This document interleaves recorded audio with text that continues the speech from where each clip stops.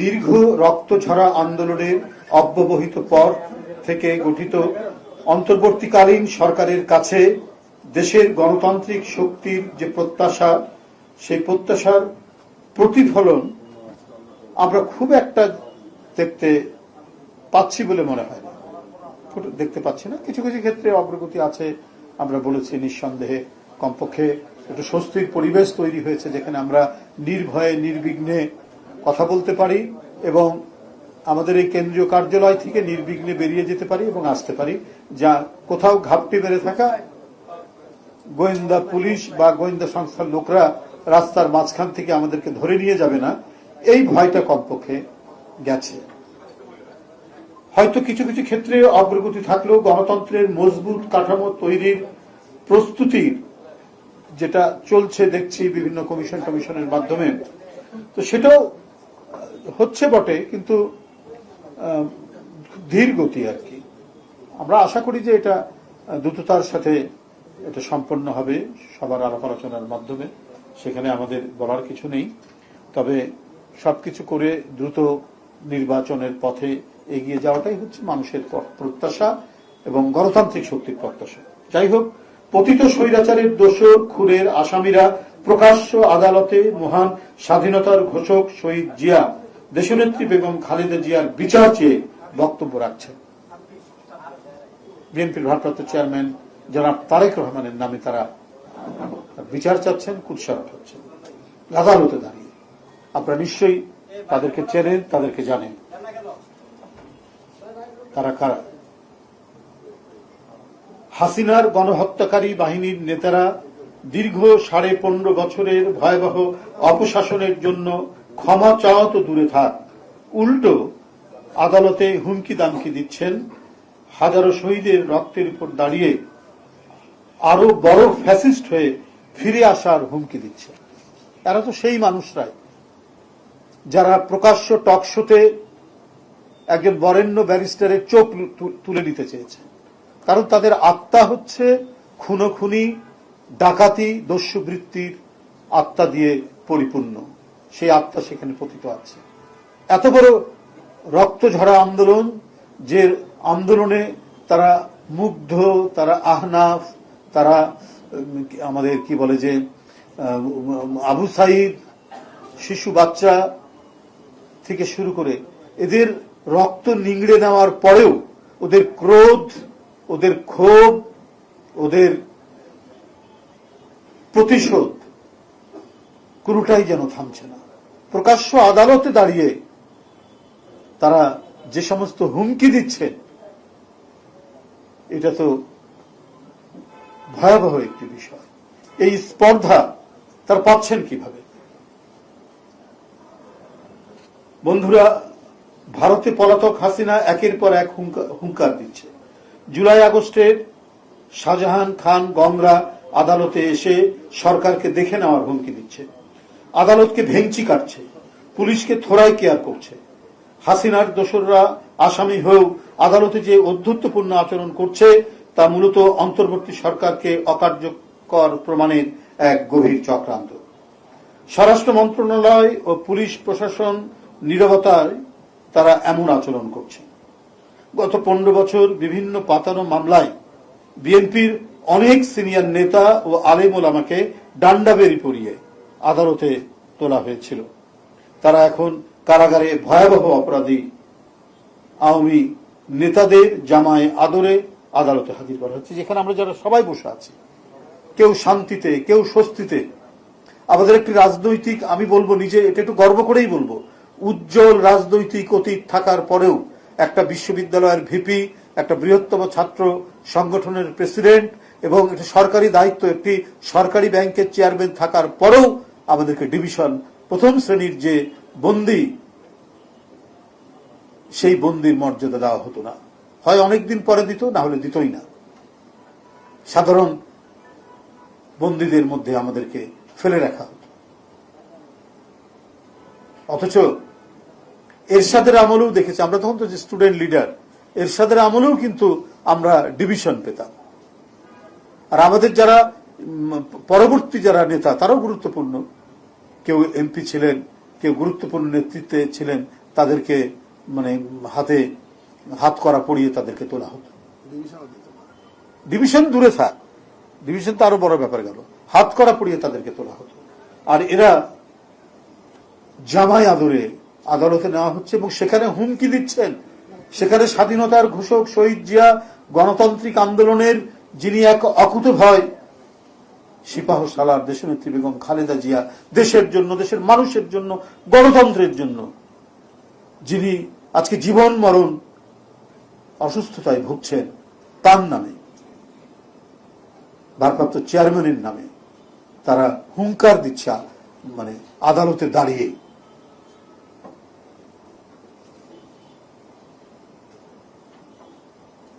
স্বরাষ্ট্র মন্ত্রণালয় ও প্রশাসনের নীরবতায় তারা এমন আচরণ করছে। গত 15 বছর বিভিন্ন পাতানো মামলায় বিএনপির অনেক সিনিয়র নেতা ও আলেম ওলামাকে ডান্ডাবাড়িতে দিয়ে আদালতে তোলা হয়েছিল, আর এখন কারাগারে ভয়াবহ অপরাধী আওয়ামী লীগের জামাই আদরা হাজির করা হচ্ছে। বলেছে এগুলো পুলিশ প্রশাসন ও স্বরাষ্ট্র মন্ত্রণালয় হাসিনার অলিগার্করা সর্ষের ভিতর ভূত হয়ে থাকায় এমন পরিস্থিতির সৃষ্টি হয়েছে। আপনাদের সামনে এইটুকুই বলবো, যে সমস্ত পরিবারের ছেলেরা বিএনপি পরিবার অথবা ছাত্র জীবনে কেউ হয়তো ছাত্র দল করেছে, তারা তো 17 বছর কোনো প্রমোশন পায়নি। তাদেরকে কারো চাকরি চলে গেছে, কেউ ওএসডি, অথবা কাউকে কাউকে গুরুত্বহীন জায়গায় ফেলে রাখা হয়েছে। সে বান্দরবন টান্দরবন, সে পুলিশের কর্মকর্তা হয়, জনপ্রশাসনের কর্মকর্তা হয়। যাক, 5ই আগস্টের পরে অনেকেই পদোন্নতি হয়েছেন, কিন্তু এই সরকারও যেন একটা বৈরী ভাব। যদি কারো ছাত্র জীবনের ছাত্র দলের ব্যাকগ্রাউন্ড থাকে, তাকে কোনো গুরুত্বপূর্ণ জায়গা দেওয়া হয় না, ধীরে পরেও তাকে সরিয়ে দেওয়া হচ্ছে। এটা একটা অদ্ভুত ঘটনা। অথচ আমরা জানতাম যে সিএসপি অফিসাররা এরা অধিকাংশই ছাত্র ইউনিয়ন করতেন, কেউ কেউ এনএসএফও করতেন, সেটা ভিন্ন ব্যাপার। কিন্তু তাদের চাকরি জীবনে, পেশা জীবনে তারা কখনো এই ধরনের বৈষম্যর শিকার হননি। এরশাদ বিরোধী আন্দোলনে ছাত্র ইউনিয়ন, ছাত্রলীগ, তখন এই দুটাই হচ্ছে বিরোধী ছাত্র সংগঠন। আমি যে কথাটি বলছিলাম যে এইরকম আমরা পরিস্থিতি আমরা দেখছি যে কোথায় যেন একটা বৈরিতার একটা ভাব, কোথাও যারই কেউ বিএনপি পরিবার, কারো হয়তো ছাত্র দলের ব্যাকগ্রাউন্ড, কিন্তু তারা তো কম্পিটিটিভ পরীক্ষায় পাশ করেই তো ক্যাডার সার্ভিসে ঢুকেছেন। কেউ পুলিশ প্রশাসন, কেউ জনপ্রশাসন, কেউ ইনকাম ট্যাক্স, কেউ কাস্টম। কিন্তু হাসিনা যেভাবে একেবারে স্ক্যানিং করে করে দেখেছে যে এই বিএনপি পরিবার, মামার শ্বশুর যদি বিএনপির নেতা হয় তাহলে তার আর চাকরি হবে না, তার প্রমোশন হবে না, কিছু হবে না। এখনো এই ধরনের একটু আমি মানে খুব বেশি না হলেও দেখি যে হয়তো প্রমোশন দিয়েছেন, কিন্তু তাদেরকে কোনো গুরুত্বপূর্ণ পদ দেন না, ইম্পর্টেন্ট কোনো জায়গায় তাদেরকে দেওয়া হয় না। যাই হোক বন্ধুরা, যে কথাটি বলছিলাম, আচ্ছা, এছাড়াও পাড়া মহল্লা, পথে ঘাটে চুরি ডাকাতি ছিনতাইয়ের কোনো কমতি নেই। ঢাকা সহ দেশের বিভিন্ন স্থানে পলাতক কর্তৃত্ববাদী ফ্যাসিস্টদের গলার স্বর শুনতে পাওয়া যাচ্ছে। দেশের জনগণের পাচার করা টাকা প্রতিটা স্বৈরাচারের টনিক হিসেবে কাজ করছে। শেখ হাসিনার একটি ভরসা হচ্ছে পাচার করা টাকা। সেই টাকার জোরে দেশে নানা ঘটনা ঘটিয়ে ঘোলা পানিতে মাছ শিকার করতে চাচ্ছে। একটি প্রবাদ আছে, টাকায় কথা কয়। শেখ হাসিনা এই প্রবাদটি কাজে লাগাতে যাচ্ছে। মাফিয়া অর্থনীতির জোরে শেখ হাসিনা দেশের যে সম্পদ পাচার করেছেন, সেই সম্পদের মুনাফা দিয়ে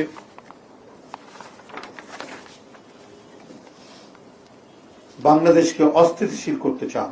পতিত ফ্যাসিবাদের বড় বড় দোসররা অনেকেই প্রশাসনের হেফাজতে ছিল, কিন্তু তারা কিভাবে পালিয়ে যেতে সক্ষম হয়েছে, নিশ্চয়ই এখনো প্রশাসনের মধ্যে অনেকেই ঘাপটি মেরে আছেন ফ্যাসিবাদী খুনি দোসরদের সহযোগীরা।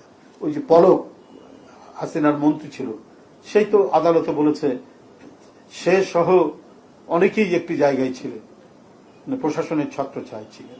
তাকে গ্রেপ্তার করে নিয়ে এসছে এবং আরগুলার খবর নাই, পরে জানা গেছে তারা দেশের বাইরে।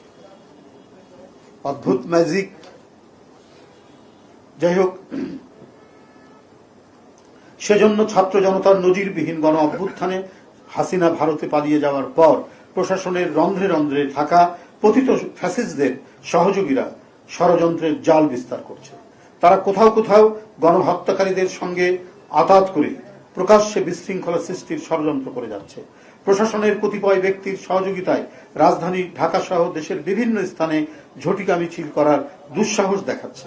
আঘাত করছে বিএনপি ও অঙ্গ সংগঠনের নেতাকর্মীদের। ঘর বাড়িতে অগ্নিসংযোগ করা হচ্ছে। শিল্পী, কুশলী, রাজনৈতিক নেতাকর্মী সহ অনেকের বাড়িঘর, যেমন ভাস্কর মানবেন্দ্র, আপনারা জানেন যে চারুকলা থেকে ফার্স্ট ক্লাস পাওয়া,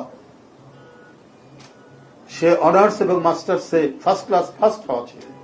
শুধুমাত্র পহেলা বৈশাখের আনন্দ শোভাযাত্রার যে প্রতীক তারা তৈরি করেছেন ভাস্কর্য হিসাবে, সেখানে ফ্যাসিস্টের প্রতিকৃতি বলে একটি প্রতিকৃতি ছিল।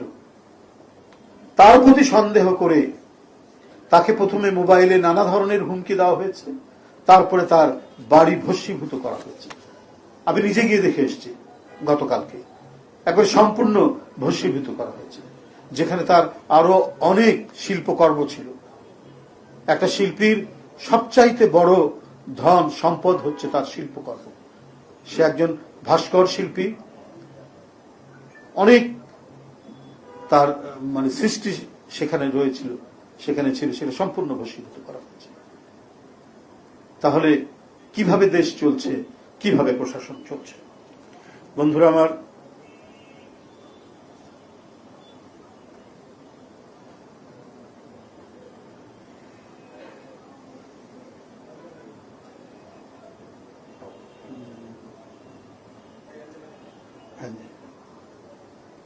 মানবেন্দ্র ঘোষের মানিকগঞ্জের বাড়ি আগুন দিয়ে ভস্মীভূত করা হয়েছে। কোন কোন পক্ষ আছেন যারা ঘোলা পানিতে মাছ শিকার করতে চান, তাদেরও নেপথ্য ইন্ধন না থাকলে ফ্যাসিস্টদের অনুচররা দেশে বিশৃঙ্খলা সৃষ্টির দুঃসাহস দেখাত না। প্রিয় সাংবাদিক বন্ধুরা, সেই মাফিয়া অর্থনীতি সৃষ্টিকারীদের হোতারা আজও কেন ধরাছোঁয়ার বাইরে, সে প্রশ্ন আজকে জনগণের। যে সমস্ত ব্যবসায়িক প্রতিষ্ঠান শেখ হাসিনাকে প্রকাশ্য সমর্থন দিয়ে ফ্যাসিবাদকে প্রলম্বিত করার ঘোষণা দিয়েছিলেন এবং যারা এই সুযোগে ব্যাংক লুট করে দেশের অর্থনীতিকে একবারে ফাঁপা করে দিয়েছিলেন, ফোকলা করে দিয়েছিলেন, তারাও ধরাছোঁয়ার বাইরে। বাড়ির কাজের লোকের নামে 20-25-30 হাজার কোটি টাকার লোন, এ যেন আরব্য রজনীকে একেবারে ব্যর্থ করে দিয়েছে শেখ হাসিনার দিবারাত্রির যে কাহিনী, সেই কাহিনী। তারা আজ বহাল তবিয়ত তাদের রাজত্ব চালিয়ে যাচ্ছেন। আওয়ামী দুঃশাসনের 28 লক্ষ কোটি টাকা পাচারের সাথে যুক্তরা আজও ধরাছোঁয়ার বাইরে। সাংবাদিক ভাই বোনেরা, সুতরাং হাট বাজার, আর্থিক প্রতিষ্ঠান, বিভিন্ন সেক্টরে ফ্যাসিস্টদের সিন্ডিকেট তৎপরতা বহাল তবিয়তে কাজ করে যাচ্ছে। এরাই দেশের মালিক সমিতি বনে গেছে, যে কারণে চালের দাম হু হু করে বাড়ছে, অন্যান্য নিত্য প্রয়োজনীয় জিনিসও সাধারণ মানুষের নাগালের বাইরে চলে যাচ্ছে। প্রশাসনের সর্বস্তরে এখনো দুর্নীতিবাজ ও ফ্যাসিবাদের দোসররা বিদ্যমান আছে, কারণ তারাই সরকারের 2-1 জনকে মোটা অঙ্কের টাকার বিনিময়ে ম্যানেজ করে নাকি স্বপদে বহাল রয়েছেন। এ ধরনের সংবাদ গণমাধ্যমে প্রায় প্রকাশিত হচ্ছে। আপনারা সাব রেজিস্ট্রারের যে কাহিনী আজই বোধহয় একটি দৈনিকে প্রকাশিত হয়েছে, এখান থেকেই আপনারা বুঝতে পারবেন কি পরিস্থিতি। ধন্যবাদ আপনাদের সবাইকে। প্রশ্নটা হলো অন্তর্বর্তী সরকারের সাংবিধানিক ভিত্তি নিয়ে আপনার এক বক্তব্য কোনো মাধ্যমে প্রকাশিত হয়েছে যে তাদের আইনগত ভিত্তি।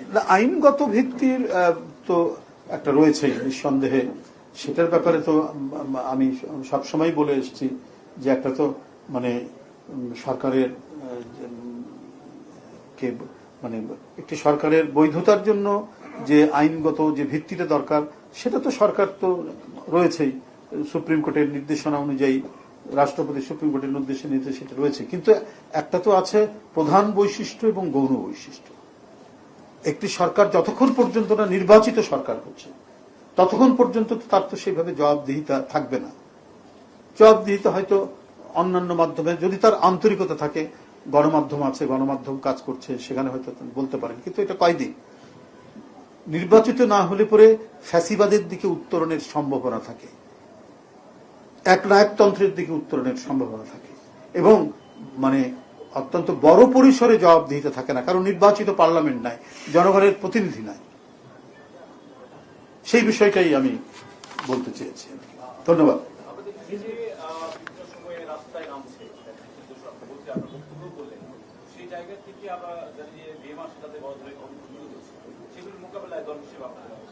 দল হিসাবে তো আমরা তো গণতন্ত্রে বিশ্বাসী রাজনৈতিক দল, আর এটাতে বেআইনি কাজ যারা করবে এটা তো দায়িত্ব হচ্ছে সরকারের। আমরা তো দল হিসেবে যদি সেটা প্রতিহত করতে যাই একক দায়িত্ব, সেটা হবে একটা গুন্ডামি। সেটা আমরা করব কেন? সেটা তো সরকার করবে। সরকারের আছে আইন শৃঙ্খলা বাহিনী আছে, তারা করবে। যখন দেখব আমরা আক্রান্ত হচ্ছি তখন সেটা দলীয় প্রস্তুতির বিষয় রয়েছে। আমরা আক্রান্ত হচ্ছি বটে, কিন্তু আমরা সরকারের উপর যেহেতু আমরা আস্থা রেখেছি, সমস্ত গণতান্ত্রিক শক্তি 5ই আগস্টের পরে গঠিত এই সরকার, অন্তর্বর্তী সরকারের প্রতি আস্থা রয়েছে, তারা এই বিষয়ে যথাযথ পদক্ষেপ গ্রহণ করবেন যে ফ্যাসিবাদের দোসরদের গলা স্বর কেন আমরা শুনছি, তাদের কণ্ঠস্বর কোথা থেকে তারা বেরিয়ে আসছে। ওই যে আমরা বলেছি যে একটা হতে পারে একটি রাজনৈতিক দলকে যখন দমন করা হয়, সে রাজনৈতিক দলের যদি স্বচ্ছ নীতিমালা থাকে, সততা নিষ্ঠা থাকে, তাকে দমন করা যায় না। যেমন 15 বছরের ফ্যাসিবাদী জাঁতাকলের মধ্যেও আমরা নানাভাবে নানা কায়দায় আমরা আমাদের কণ্ঠস্বর, আমরা আমাদের উপস্থিতি বজায় রেখেছি। ওরা পলাতক, আমাদের নেত্রী পলাতক নয়, ওরা পলাতক, ওদের নেতারা সব পালিয়ে গেছে। ওরা যেটা করছে, তাদের কাছে আছে প্রচুর টাকা, অনেক টাকা পাচার করেছে, কিছু টাকা তো রয়ে গেছে। এগুলো দিয়েই তারা বিভিন্ন ধরনের খুনে বাহিনী, ভাড়াটিয়া বাহিনী তারা তৈরি করে বিভিন্ন জায়গায় আক্রমণ করছে। না হলে রাত 3টার সময় মানবেন্দ্র ঘোষের বাড়িতে তারা কিভাবে আগুন দিল, একটি গ্রামের মধ্যে, একটি বাড়ির মধ্যে। তো সুতরাং এটা তো হচ্ছে একটা মানে ক্রিমিনাল অফেন্স। ক্রিমিনাল অফেন্স এটাতে দমন করবে সরকারের আইন শৃঙ্খলা বাহিনী, তার যে আইনি যে প্রক্রিয়াটা আছে তারা সেটা করবে। আর ওইটা যদি তারা করতে না পারে, যদি রাজনৈতিক দলকে নামতে হয়, তাহলে তো ওটা হবে নৈরাজ্য। তো আমরা তো নৈরাজ্যে বিশ্বাসী নই, অ্যানার্কিতে বিশ্বাসী নয়। এটা নামবে হচ্ছে সরকারি বাহিনী, তারা সেই জিনিসটা করবে। আসলে গতকালকে ভারপ্রাপ্ত চেয়ারম্যান একটা কথা বলেছেন, আমি একটু জানতে চাই, অদৃশ্য দৃশ্যমান শক্তি প্রতিপক্ষ সরাসরি বিএনপিকে প্রতিপক্ষ বানানো, নিশ্চয়ই তিনি জ্ঞাত সারে বিষয়টি বলেছেন, এটা আপনাদেরকে বুঝে নিতে হবে। সেটা তিনি আপনাদের কাছে কোনো না কোনো সময় পরিষ্কার করবেন। কিন্তু আমরা যারা রাজনীতি করি বা আপনারা যারা রাজনৈতিক বিশ্লেষক, তারা আপনারা নিশ্চয়ই এটা বুঝতে পারবেন। ধন্যবাদ।